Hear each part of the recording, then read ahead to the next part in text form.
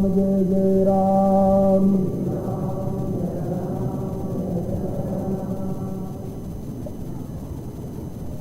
परावर रूप में उपस्थित मेरी प्रिय आत्माओं,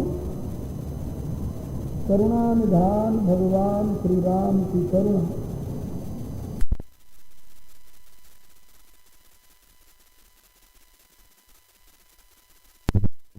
आप सभी के लिए सदैव कल्याण का सृजन करती रहे, यह मेरी आंतरिक शुभकामना।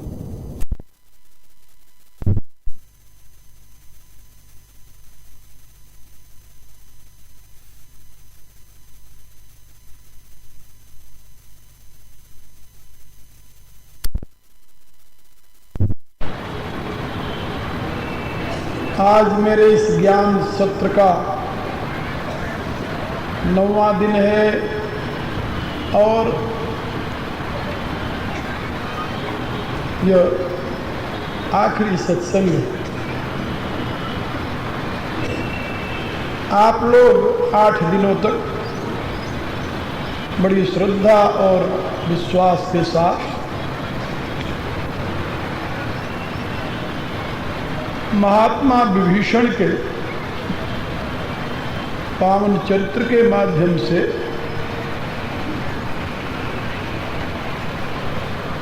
व्यक्ति, परिवार, समाज और राष्ट्र के हित में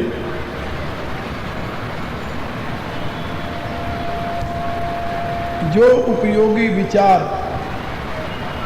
यहाँ मेरे द्वारा दिए गए उसे श्रवण करते रहे।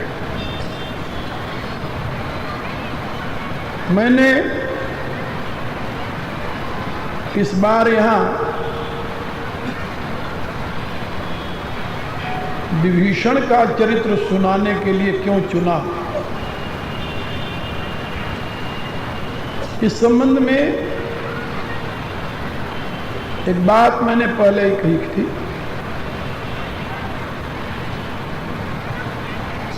कि इस समय समाज में उसी प्रकार का वातावरण बढ़ता जा रहा है, बनता जा रहा है, जिस प्रकार का वातावरण उस समय के श्रीलंका निवासियों के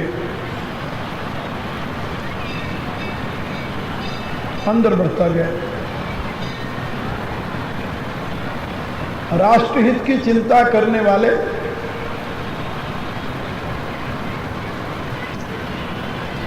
बहुत कम हो गए और अनाचार, अत्याचार, दुराचार के द्वारा अपनी अपनी कामनाओं को तृप्त करने में समाज का बहुसंख्यक वर्ग लग गया।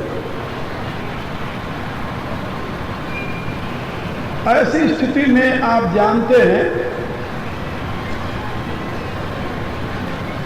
कि जो शासक होता है, स्वार्थी लोग उसकी चापलूसी करते हैं और चापलूसी का परिणाम ये होता है, शासक ये सोचता है कि ये सब मेरी कामना पूरी करने के लिए माध्यम है और प्रजा ये सोचती है कि मेरी कामना को पूरी करने का माध्यम शासक है, और दोनों अपनी कामनाओं की चिंता में ग्रस्त होकर राष्ट्रहित का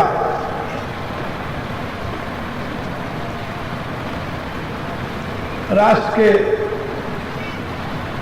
सुरक्षा, राष्ट्र के उत्थान, राष्ट्र की व्यवस्था आदि की उपेक्षा करते हैं।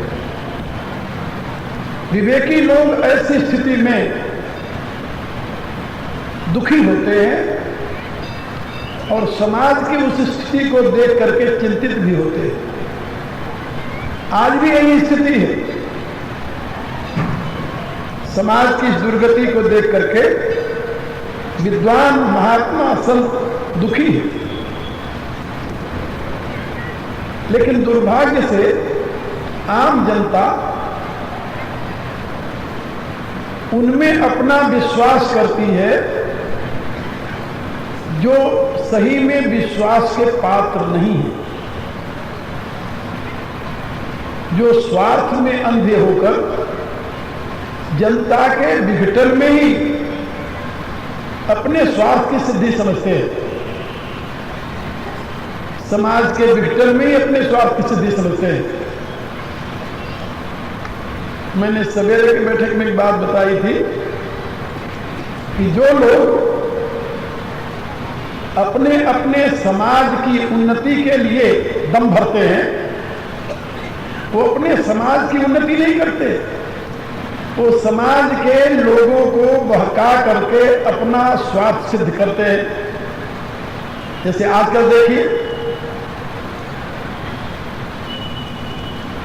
जातिवाद के नाम पर, संप्रदायवाद के नाम पर, भाषावाद के नाम पर, प्रांतवाद के नाम पर संपूर्ण राष्ट्र को विघटित करने की एक योजना बनी बद्ध कार्य हो रहा है। और यह विशाल भारत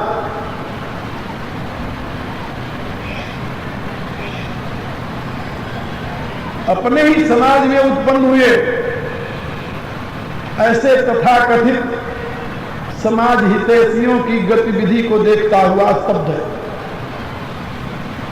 जनता किन कर्तव्य विमूढ़ है। ऐसी स्थिति उस समय लंका में थी और ऐसी स्थिति में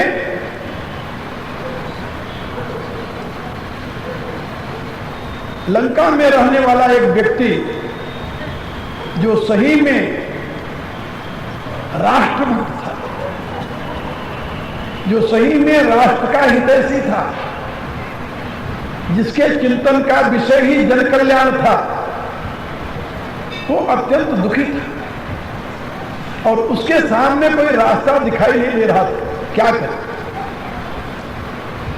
कुछ लोग जो इतिहास से अनभिज्ञ हैं और मिथ्या धारणा से ग्रसित हैं, वो ये समझते हैं कि विभीषण ने अपने देश के साथ, समाज के साथ, परिवार के साथ गद्दारी और स्वयं के लिए वो राम की शरण में आ गए। ऐसे ना समझ लोग जिनको यथार्थ नीति शास्त्र का बोध नहीं है, वही ऐसी बात सोचते हैं।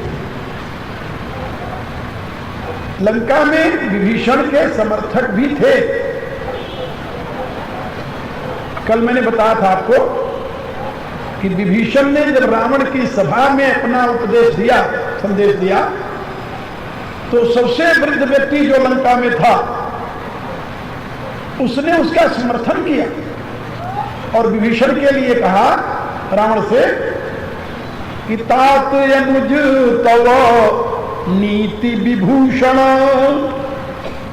सो पुरधरऊ जो कहत विभीषण। वो कहता है तात, रावण को कह रहा है कि तुम्हारा भाई जो है ये नीति में विभूषण है, पटु है, कुशल है, ये नीति की बात तुम्हें समझा रहा है। एक व्यक्ति की वासना और अहंकार को तृप्त करने की, सोचिए जरा, आप भी कल्पना कीजिए, एक व्यक्ति की वासना और अहंकार को तृप्त करने के लिए पूरे राष्ट्र का बलिदान कर देना, ये कौन सी अकलमंदी है? और कौन सा ऐसा व्यक्ति है जिसे बर्दाश्त कर लेगा? इस रहस्य को विभीषण जानते हैं और विभीषण ही नहीं जानते, सारे लंकावासी जानते हैं, लेकिन भय से इतने भयभीत हैं कि कुछ बोल नहीं सकते। तुलसीदास ने लिखा अपनी रामायण में, सकल धर्म देखई विपरीता, लेकिन कही न सकई रावण भयभीता। सब देख रहे हैं कि ये सब धर्म के विपरीत अनर्थकारी कार्य हो रहा है, लेकिन रावण के भय से इतने भयभीत हैं कि कोई जबान हिलाने का साहस नहीं कर रहा, क्योंकि रावण के विरोध में बोलने का अर्थ जेल नहीं था, मृत्युदंड था।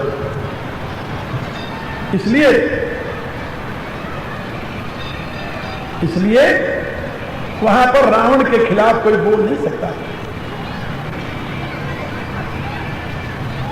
लेकिन विभीषण, जब कोई बात सीमा से परे होने लगती है तो आखिर में आदमी निश्चय करता है कि आखिर मरना तो है ही, तो राष्ट्र के लिए यदि बलिदान भी हो जाऊं तो क्या अंतर पड़ता है।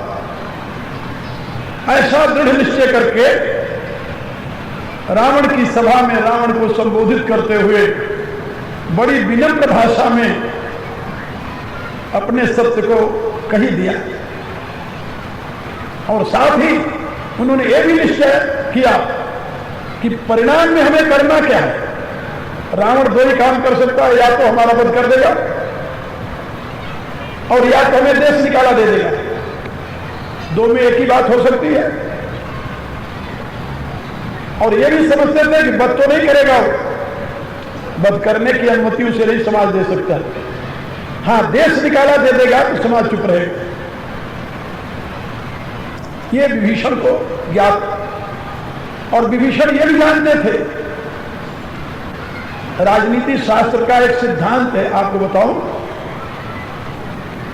सौभाग्य से मैंने भारत की सारी राजनीति के जो ग्रंथ है बड़े बड़े सबका अध्ययन किया है, इसलिए उसके सिद्धांतों से मैं आपको परिचित करा रहा हूं। जब कोई राजा किसी राज्य पर आक्रमण करता है और उस राज्य को जीत लेता है, तो राजनीति शास्त्र का यह सिद्धांत है कि उस राज्य में रहने वाले जो लोग हैं उनको एक प्रकार से समाप्त कर दिया जाए, जिससे कोई दूसरा सर उठाने वाला, विद्रोह पैदा करने वाला जीवित न रहे, और उस राज्य को नष्ट कर दिया जाए, जिससे वहां के लोग शक्तिहीन हो जाएं और भयभीत हो जाएं, जिससे दोबारा कोई सर न उठा सके। क्या भारत के साथ मुसलमानों ने नहीं किया? क्या भारत के साथ अंग्रेजों ने नहीं किया? यही सब तो किया, और इसी का परिणाम तो 900 वर्ष की प्रताड़ना रही है, यातना रही इस देश। इस देश को, यानी जिस देश को जीतो उसको शक्तिहीन बना दो, जिससे कुछ वर्षों तक कोई उसमें से खड़ा होने का साहस न करे, और उनको मृत्युदंड इस प्रकार से दो जैसे चौराहे पर, जिससे दूसरा देख करके भयभीत हो जाए, विद्रोह करने का साहस न करे। यह राजनीति का सिद्धांत है। कौटिल्य को आप पढ़िए तो उसमें आपको सारी बातें मिलेंगी। विभीषण जी जानते हैं कि राम से युद्ध होने पर हम विजयी नहीं हो सकते। क्यों नहीं हो सकते? कि हम अधर्म का पक्ष ले रहे हैं। राम का युद्ध न्याय संगत है और हम उनके साथ अन्याय कर रहे हैं। एक व्यक्ति के हवस को पूरा करने के लिए, एक व्यक्ति के अहंकार की तृप्ति के लिए सारे राष्ट्र का विनाश करना, और राम से पराजित होने के पश्चात राम के साथ जो सेना है वो इस लंका का कोई भी ईंट नहीं छोड़ेगी, तहस-नहस कर देगी। अरे एक बानर आया, एक बानर वीर, उसने अपनी पूंछ में आग लगाने के विद्रोह में पूरी लंका फूंक दिया। हनुमान जी, विभीषण के सामने घटना घटी है। तो राम के साथ युद्ध करने वाले का वो लोग क्या गति बनाएंगे, ये विभीषण को भान है। इस समय कुशल राजनीतिज्ञ का काम क्या है? अपने राष्ट्र की रक्षा। इससे बड़ा कोई काम नहीं है। राष्ट्र की रक्षा और राष्ट्र के नागरिकों की रक्षा। क्यों? सेना की रक्षा तो कर नहीं सकता, सेना तो लड़ेगी, वो तो मरेगी। लेकिन राष्ट्र के नागरिकों की दुर्गति न हो, कि विजेता केवल सेना का ही संहार नहीं करता, विजेता तो देश में आकर के कत्लेआम शुरू करता है। और कत्लेआम इसलिए करता है कि लोग भय के मारे पुनः खड़े होने के लिए साहस न करें। युद्ध में जो मरते हैं उनकी बात अलग है, और इस रहस्य को विभीषण जानते हैं, वो नीतिज्ञ है। इसलिए उसने ये निश्चय किया कि पहले तो रावण को समझाइए, और यदि रावण के बात समझ में आ जाए तो बात बन जाएगी, और यदि नहीं समझ में आएगी तो क्या करना होगा, का फिर राम की शरण में जाना होगा। और राम की उदारता का उसे परिचय मिल गया है कि राम ने बाली का वध किया तो अपने अंदर राज नहीं लिया, राज उन्होंने बाली के छोटे भाई सुग्रीव को दे दिया। इसी रूप से यदि हम राम की शरण में चले जाएंगे तो राम अवश्य ही लंका का शासन किसी दूसरे के हाथ में नहीं देंगे, क्योंकि नीति शास्त्र का यह भी कथन है कि जो सेनापति किसी देश पर विजय प्राप्त करता है, बाद में उसी सेनापति को वहां का गवर्नर बना देना चाहिए, वहां का शासक बना देना चाहिए। ऐसा नीति शास्त्र में उल्लेख है, जिससे कि क्योंकि उसको पता है कि किस प्रकार से यहां के लोगों के साथ युद्ध करके वो विजयी हुआ है। और यदि विभीषण जानते हैं कि मैं राम की शरण में नहीं जाऊंगा तो इस लंका का शासक बनाया जाएगा सुग्रीव, जो सेनापति सुग्रीव है। और यदि सुग्रीव के हाथ में लंका चली गई फिर लंका का कुछ नहीं बचेगा, और लंका की जनता का कुछ भी नहीं बचेगा, और सारा देश सारा समाज नष्ट हो जाएगा। ये बात विभीषण भली भांति जानते हैं, इसलिए उन्होंने निश्चय किया कि यदि रावण ने मेरी बात नहीं मानी तो मैं राम की शरण लूंगा, और राम की शरण लेने पर मुझे विश्वास है कि राम लंका का कार्यभार सुग्रीव को न सौंप करके मुझे ही देंगे, और यदि मेरे हाथ में लंका का कार्यभार आ गया तो लंका की जनता की रक्षा हो जाएगी, राष्ट्र की सुरक्षा हो जाएगी, आम जनता जो युद्ध में नहीं जा रही उसकी रक्षा हो जाएगी, वो सैनिक जो युद्ध से बचे हुए होंगे उनकी रक्षा हो जाएगी। ये थी नीति विभीषण के दिमाग में। इसलिए उसने देशद्रोह नहीं किया, बल्कि देश की रक्षा का एक उपाय ढूंढा, और उपाय ढूंढ करके पहले उसने निश्चय किया कि आज रावण से स्पष्ट वार्तालाप करके उसे समझा दिया जाए। और उसी स्पष्ट भाषण के लिए विभीषण खड़े हुए रावण के दरबार में। जब रावण ने उनकी बात नहीं सुनी, विभीषण की बात का समर्थन किया माल्यवान ने, तात अनुज तव नीति विभूषण सो उर्धरऊ जो कहत विभीषण, समर्थन कर दिया। अब वहां एक महामंत्री वृद्ध मंत्री विभीषण की बात का समर्थन कर रहा है, जनता भी हृदय से समर्थन कर रही है, जनता भी हृदय से समर्थन कर रही है, क्योंकि लंका की जनता को पता चल गया है कि जास दूत बल बरणी न जाई, कहीं आए पूरे कौन भलाई। जिसके दूत के बल का वर्णन नहीं होता, यदि वो आ जाएगा उसका स्वामी तो क्या करेगा, लोग सोच रहे। इसलिए रावण की सभा में विभीषण की बात सभी सुने और माल्यवंत ने उठकर उसका समर्थन कर दिया। लेकिन रावण अपने अहंकार के वशीभूत होकर के उस वृद्ध माल्यवान को डांटते हुए और विभीषण को डांटते हुए कहा, रिपु उत्कर्ष कहत सठ देऊ, तुम दोनों मूर्ख हो और मेरे वीर के सामने शत्रु की महिमा गा रहे हो। दूरी न करो यहाँ है कोई प्रतिहारी है नहीं जो इनको धक्का मार के बाहर निकाल दे। ये अपमान जनक शब्द माल्यवान बर्दाश्त नहीं कर सके। तुरंत माल्यवान तो उठ गए बहोरी, वो उठकर चले गए। लेकिन विभीषण नहीं गए। विभीषण को और स्पष्ट कुछ कहना है इसलिए अब उन्होंने दृढ़ निश्चय करके राष्ट्र रक्षा के लिए, जन रक्षा के लिए, अपनी प्रजा की रक्षा के लिए पुनः उठकर खड़े हो गए और पुनः रावण से कहने लगे। तुलसीदास जी लिखते हैं, माल्यवंत उठ गयऊ बहोरी, कही विभीषण पुनि कर जोरी। जब माल्यवंत उठ करके चले गए तो विभीषण पुनः हाथ जोड़कर खड़े हो गए। कल मैंने बताया था आप लोगों को, स्पष्ट शब्दों में कह रहे हैं कि सुमति कुमति सबके उर रही, नाथ पुराण निगम अस कही। कुमति यानी पूर्व जन्मों के संस्कार और सुमति बुद्धि की प्रधानता, ये सभी के जीवन में है। ये वेद शास्त्र ही घोषणा करते हैं, लेकिन ये निश्चित है कि जहां सुमति तहां संपत्ति नाना। क्योंकि